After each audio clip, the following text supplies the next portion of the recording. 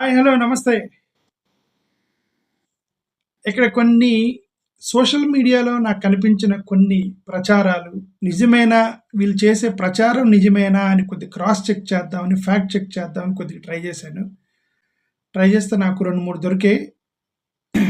నిన్న మొన్న కొద్దిగా సాక్షిలో వచ్చిన 1, 2 ఇష్యూస్ కూడా నాకు కొద్దిగా బాధాకరంగా అనిపించాయి. వాటి గురించి కూడా ఒక 2 నిమిషాలు మాట్లాడదాం. ఒకటి, జగన్మోహన్ రెడ్డి గారు సెక్యూరిటీ గురించి. జగన్మోహన్ రెడ్డి గారు హైకోర్టులో పిల్లేస్తే దానికి సోషల్ మీడియాలో, తెలుగుదేశం సోషల్ మీడియాలో, కూటమికి సంబంధించిన సోషల్ మీడియాలో వాళ్ళు చేసేటువంటి ప్రచారం ఏంటి అంటే, జగన్మోహన్ రెడ్డి చీఫ్ మినిస్టర్కి కావాల్సినటువంటి సెక్యూరిటీ అడుగుతున్నాడు, ప్రధానమంత్రికి కావాల్సిన సెక్యూరిటీ అడుగుతున్నాడు, 900 మంది సెక్యూరిటీ కావాలని అడుగుతున్నాడు. ఒక ఎమ్మెల్యేకి 900 మంది సెక్యూరిటీ ఇస్తారా? 986 మంది సెక్యూరిటీ ఇస్తారని చెప్పి స్వయాన లోకేష్ గారు ట్వీట్ చేస్తున్నారు దాన్ని. So surprising. అయితే నేను అది నిజంగా 986 మంది సెక్యూరిటీ కావాలని జగన్మోహన్ రెడ్డి గారు అడుగుతున్నారా అని చెప్పేసి కొద్దిగా డీటెయిల్స్లోకి వెళ్తే, నాకు ఇది వైఎస్ఆర్ కాంగ్రెస్ పార్టీకి సంబంధించిన సోషల్ మీడియాలోనే దానికి కౌంటర్ ఇస్తూ ఒక ఇమేజ్ దొరికింది. ఆ ఇమేజ్ ప్రకారం ఏంటంటే, జగన్మోహన్ రెడ్డి గారు ముఖ్యమంత్రిగా ఉన్నప్పుడు కూడా ఆయనకి ఇచ్చిన టోటల్ సెక్యూరిటీ 139 అట. నేను ఇవన్నీ మీకు లింకులు ఇస్తున్నాను, చూసుకుని. ఓకే. జగన్మోహన్ రెడ్డి గారు ముఖ్యమంత్రిగా ఉన్నప్పుడే ఆయన ఇంటికి పర్సనల్గా ఇచ్చినటువంటి సెక్యూరిటీ 139 అట. జగన్మోహన్ రెడ్డి గారు ఓడిపోయిన తర్వాత దాన్ని 58కి కుదించారట. ఈ 58కి తగ్గించినటువంటి సెక్యూరిటీలో పర్సనల్గా ఇచ్చిన సెక్యూరిటీ ఇద్దరేనట జగన్మోహన్ రెడ్డి గారికి.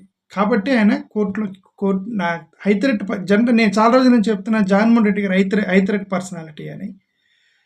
ఇప్పుడు థ్రెట్ ఎక్కడి నుంచి వచ్చింది మనం ఊహించలేము. ఆల్రెడీ ఒకసారి కత్తి మీదతో అటాక్ జరిగింది ఒకసారి. మొన్న స్టోన్ బెల్టింగ్ జరిగింది మొన్న ఎలక్షన్ అప్పుడు. ఆయన టార్గెట్ ఉన్నాడు. ఆయన ఫ్యామిలీలో కూడా హిస్టరీ ఉంది. ఫ్యామిలీలో కూడా అటాక్తోనే మరణించినటువంటి హిస్టరీ ఉంది. వాళ్ళ తాత రాజారెడ్డి గారు కానీ, వివేకానంద రెడ్డి గారు, రాజశేఖర రెడ్డి గారి మీద కూడా కొద్దిగా అనుమానాలు ఉన్నాయి. ఓకే. సో ఎందుకైనా ఆయన హైథ్రెట్ పర్సనాలిటీ కిందకే తీసుకోవాలి. నాకు తెలిసిన వరకు పోలీసులకి ఏమాత్రం కొద్దిగా ఆలోచన ఉన్నా సరే, ఎవరెవరైతే కొద్దిగా సెలబ్రిటీస్, హై ప్రొఫైల్డ్ పీపుల్కి థ్రెట్ ఉందంటే పోలీసులు ఆటోమేటిక్గా రక్షణ కల్పించాలి. సరే, రాజకీయం కాబట్టి వాళ్ళు చేస్తున్నారు.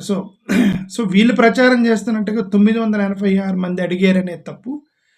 జగన్మోహన్ రెడ్డి గారు ముఖ్యమంత్రిగా ఉన్నప్పుడే ఆయనకి ఇచ్చింది 139 మంది అట.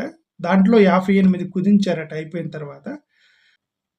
రెండోది, ఇక్కడ చంద్రబాబు నాయుడు గారు, జగన్మోహన్ రెడ్డి గారికి ఒక ఫుల్గా డిఫరెన్స్ అయితే ఉంది.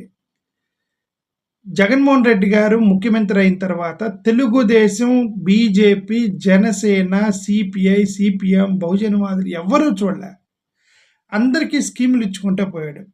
ఒక విషయం మాత్రం జగన్ గారిని అప్రిషియేట్ చేయాల్సింది ఏంటంటే, ఆ డిస్క్రిమినేషన్ అనేది ఆయన మైండ్లో కూడా రాలేదు జగన్మోహన్ రెడ్డి గారికి. బట్ తెలుగుదేశం వచ్చిన తర్వాత మారిపోయింది అది. ఇక్కడ ఒక మాట వింటే నాకు బాధ వేసింది ఆ మాట్లాడుతుంటే. వైసీపీ జెండా పట్టుకుని తిరుగుతున్నాము. దానివల్ల కక్ష వాళ్ళకి మాకు ఏ కక్షలు లేవు సార్. మేము జెండా పట్టుకుని మనకు తిరిగినందుకు తీస్తున్నారు, దేనికి తిరుగుతున్నారో తెలుస్తారు. పగబట్టి వితంతువైన పెన్షన్ వెనకమాల అండా లేకపోయినా సార్ కావాలని తీసేస్తున్నారు సార్. న్యాయం జరగాలని కోరుకుంటూ కోర్టుకొచ్చాము సార్. లేడు సార్, చనిపోయాడండి. 2018 డిసెంబర్ 11 చనిపోయాడు సార్ మా భర్త. 2 బాబులండి. మీరు ఊళ్ళో టీడీపీ నాయకుల దగ్గరికి వెళ్తేనే మీకు పెన్షన్ ఇస్తాం, లేకపోతే ఇవ్వమని తెగేసి మండల అధికారి కాడి నుంచి సెక్రటరీ గారే కానీ, వెల్ఫేర్ అసిస్టెంటే కానీ, సిబ్బంది ఏ సిబ్బంది అయినా సరే సార్ వెళ్ళండి, అక్కడికి వెళ్ళి తెచ్చుకోండి, మేము ఇవ్వలేమని చెప్పేస్తున్నారు సార్ తెగేసి. సార్ ఆమె చూస్తే నాకే ఏడుపు వస్తుంది. కళ్ళు నీళ్ళు పెట్టుకొని ఏడుస్తుంది. ఆమె బాధ ఏంటంటే, విధవరాలు అనుకుంటా, భర్త చనిపోయాడని చెప్తుంది.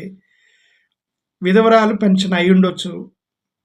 విధవరాలు పెన్షన్ కోసమని ఆమె, మీరు తెలుగుదేశం నాయకులు ఇళ్ళకి వెళ్తేనే మేము ఇస్తాము, లేకపోతే ఇవ్వమని ప్రభుత్వ అధికారులు మొత్తం చెప్తున్నారట. ఆమె ఏడుస్తుంది. ఆమె అడిగే ప్రశ్న ఏంటంటే, ప్రభుత్వం అనేది పెన్షన్ అందరికీ ఇవ్వాలి కదా, నేను కూడా విధవరాలనే కదా, నేను ఏ పార్టీకి అయినా ఓటేసినా సరే నేను అర్హురాలనే కదా, నేను ఎందుకు తెలుగుదేశం కార్యకర్తల చుట్టూ తిరగాలి, తెలుగుదేశం నాయకులు కాళ్ళ దగ్గర ఎందుకు కూర్చోవాలి అని ఆమె ప్రశ్నిస్తుంది. కొంతమందికి ఇప్పుడు మేము వైఎస్ఆర్సీపీ మీద ప్రేమతో అని ఉండకపోవచ్చు, కొంతమందికి ఆత్మాభిమానం అనేది ఉంటుంది, తిరగరు వాళ్ళు, రాజకీయ నాయకుల చుట్టూ తిరగరు, ఆత్మాభిమానం ఉంటుంది, ఫీల్ అవుతూ ఉంటారు. ఓకే, మనుషులు మంచోళ్ళే, బట్ ఎందుకు కొంతమంది మనసు రాదు. బహుశా ఆమె ఇష్టం లేదేమో.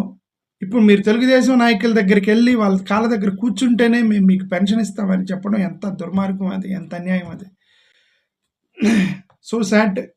అది ఆ వీడియో చూడగానే కొంచెం బాధ వేసింది. ఓకే, ఇంకొకటి, టీడీపీ నేతలు అంగన్వాడీ టీచర్లకు సంబంధించి ఇదేదో కాల్ రికార్డు, ప్రతి ఒక్క గ్రూప్ లీడర్ కూడా ఫాలోఅప్ చేయండి అమ్మా. ప్రతి సంఘ సభ్యురాల దగ్గర మీ సంఘంలో ఎంతమంది ఉన్నారో అంతమంది మనిషి 100 రూపాయలు చొప్పున కలెక్షన్ చేయండి. రేపు ప్రతి డ్వాక్రా మహిళల దగ్గర ప్రతి ఒక్కరి దగ్గర నుండి 100 రూపాయలు కలెక్ట్ చేస్తున్నారట. 100 రూపాయలు అంటే 4,50,000 డ్వాక్రా గ్రూపులు ఉన్నాయి నాకు తెలిసిన వరకు. 4,50,000 డ్వాక్రా గ్రూపులు, ప్రతి గ్రూపుకి 10 నుంచి 20 మంది ఉన్నారు. యావరేజ్ మీద 15 మంది వేసుకుందాం. 15 మంది 4,50,000 డ్వాక్రా గ్రూపులు అంటే 67,50,000 మంది డ్వాక్రా మెంబర్స్ ఉన్నారు. 67,50,000 మంది డ్వాక్రా మెంబర్స్ ఉన్నారు. అంటే ఒక్కొక్కరి దగ్గర 100 రూపాయలు చేస్తే 67,50,00,000 డబ్బులు వసూలు. 67 కోట్లు, ఇది పెద్ద స్కామ్. అది ఇట్స్ అ బిగ్ కలెక్షన్. 67 కోట్ల రూపాయలు చాలా పెద్ద స్కామ్. ఒక్కొక్కరి దగ్గర 100 రూపాయలు అంటే 67 కోట్ల రూపాయలు కలెక్ట్ చేస్తున్నారనే కదా రాష్ట్రం మొత్తం మీద నుంచి. మరి ఎవరు చేస్తున్నారు, మరి దీన్ని ఎంతమంది పంచుకుంటారో తెలియదు. ప్రతి డ్వాక్రా మహిళ దగ్గర నుంచి 100 రూపాయలు కలెక్ట్ చేస్తున్నారట. 67 కోట్ల రూపాయలు. Okay, transport minister Anagani Satyaprasad, ఈయన ఆగస్టు 15వ తారీఖు నుండి, రిమెంబర్, ఇప్పటికీ 2-3 స్టేట్మెంట్లు ఇచ్చాడు ఆయన. ఆగస్టు 15వ తారీఖు నుంచి మేము ఉచిత బస్సు ప్రయాణం పెడుతున్నాము, మహిళలకు ఫ్రీ బస్ ఫెసిలిటీ ఇస్తున్నాము అని చెప్పి క్లియర్గా చెప్తున్నారు అనగాని సత్యప్రసాద్ యాదవ్. ఓకే, బట్ ఇది ఈరోజు ఆల్రెడీ 8వ తారీఖు, 7వ తారీఖు, ఇది ఇప్పుడు ఆల్రెడీ 7వ తారీఖు. ఇక 8 రోజుల్లో బస్ ఫెసిలిటీ ఇస్తే ఈ పాటికి న్యూస్కి వచ్చిండేది. 100% దే నాట్ డూయింగ్ ఇట్. అంటే ఏదైతే మినిస్టర్ చెప్పాడో ఆగస్టు 15 నుంచి మేము ఫ్రీ బస్ ఫెసిలిటీ ఇస్తున్నాం మహిళలకు అన్నారో, ఇంకా అది ఆ డేట్కి లేనట్టు. మరి తర్వాత ఇస్తారేం లేదు, ఆ డేట్కి అయితే లేనట్టు అని ఒకటైతే మనకి అర్థమవుతుంది.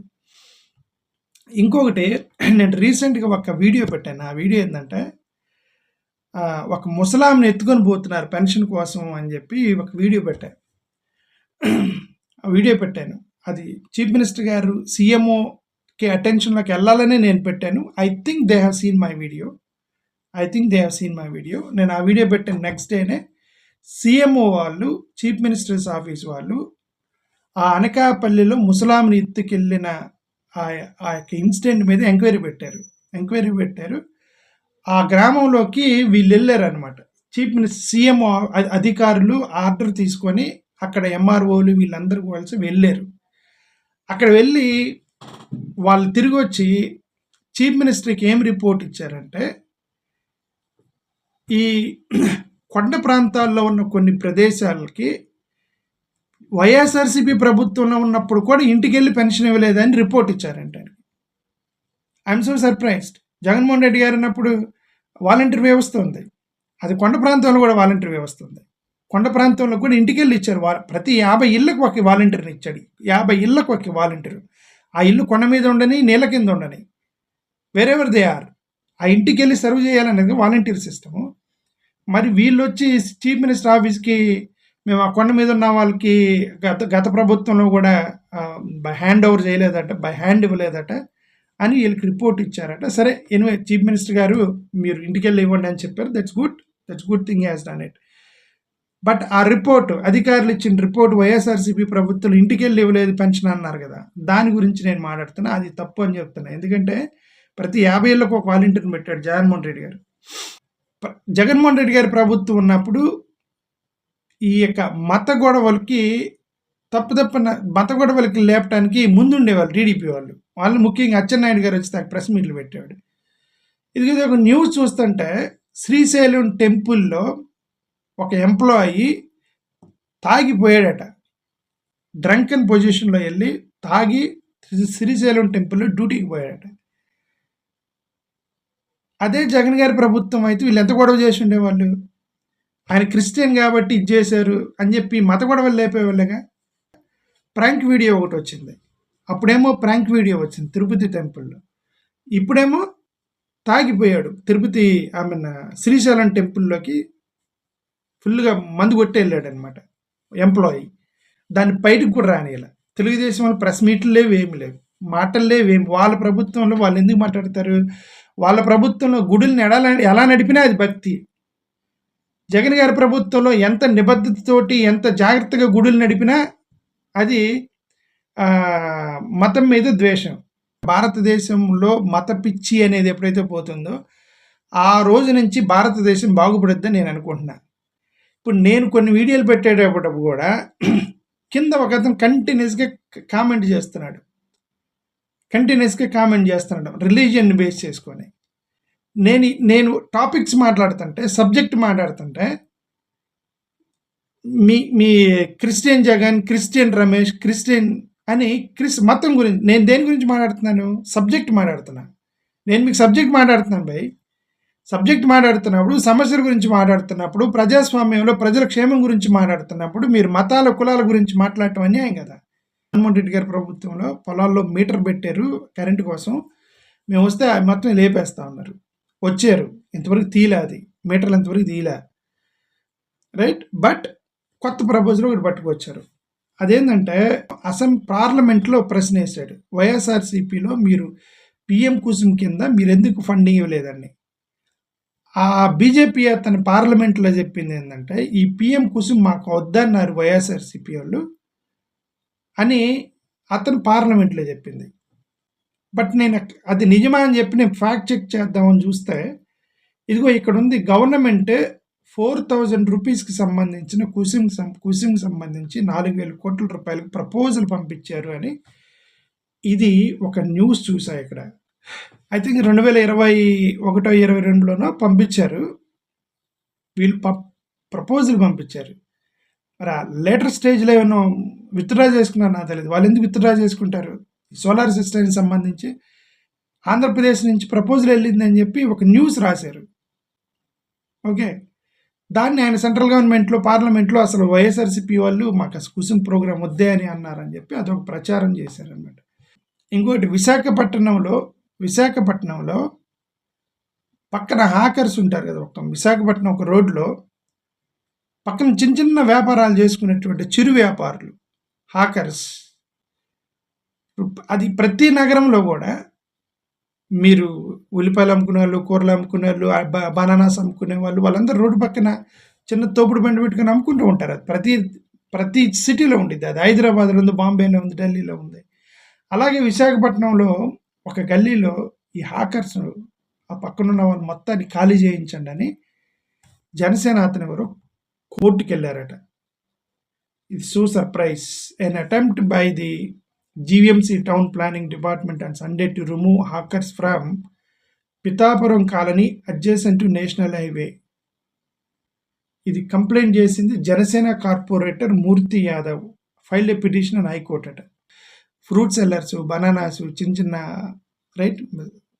చిన్న మెటీరియల్ అది మన కోసమే కదా వాళ్ళు రోడ్ల మీద పెట్టి అమ్ముతున్నారు. వాళ్ళు లేకపోతే ఎక్కడి నుంచి మన లైఫ్ ఎట్లా రన్ అయితే. చిన్న చిరు వ్యాపారుల మీద పడటం కరెక్ట్ కాదు. ఆ చిరు వ్యాపారుల మీద మన దాన్ని తొలగించమని కోర్టుకు వెళ్ళారట. అదే నేను చెప్తున్న జగన్మోహన్ రెడ్డి గారు అన్నట్టు పెత్తందారుల యొక్క వ్యవస్థ ఇదంతా అని కూడా ప్రభుత్వం వస్తేనే పెత్తందారుల వ్యవస్థ అన్నాడు. ఇదే రోడ్డు మీద అమ్ముకునేటువంటి బనానా వాళ్ళని, తోపుడు బండి వాళ్ళని విశాఖపట్నం నుంచి మీరు ఖాళీ చేయించాలని ఎవరు వేశారట. ఆంధ్రప్రదేశ్ రాజధాని ఏంటి అంటే విజయవాడ, గుంటూరు, అమరావతి 3 కలిపి అనుకుంటున్నారు అందరూ. నిన్న చంద్రబాబు నాయుడు గారి స్టేట్మెంట్ ఏంటంటే గుంటూరు, కృష్ణ సరౌండింగ్ వాళ్ళని తీసుకొచ్చి అమరావతిలో ఇచ్చారు, ఎక్కడో బెనిఫిషియరీని తీసుకొచ్చి ఇక్కడ ఇచ్చారు. ఎవరిని? కృష్ణ గుంటూరు వాళ్ళని, విజయవాడ గుంటూరు వాళ్ళని ఎక్కడో అన్నట్టున్నారు వాళ్ళని. ఇక ప్రజల్లో ఉన్న నోషన్ ఏంటంటే 3 ఒకటేనా నోషను. అమరావతి ఏదో ఔటర్ రింగ్ రోడ్ వేస్తారట, అమరావతి కృష్ణ గుంటూరుకి సంబంధించి మెట్రో రైలు వేస్తారట, ఏయో పదాలు ఉన్నాయి. సింపుల్గా చంద్రబాబు నాయుడు గారు అమరావతిలో వాళ్ళని తీసుకొచ్చి ఇక్కడ పెడుతున్నారు, గుంటూరు కృష్ణ వాళ్ళని ఎవరో అని అన్నారంటే ఇంకా అర్థం చేసుకోండి. సో ఇవి కొన్ని ఇష్యూస్ నేను ఐడెంటిఫై చేసి మీకు చెప్పాలనిపించి చెప్తాను. Okay, thank you.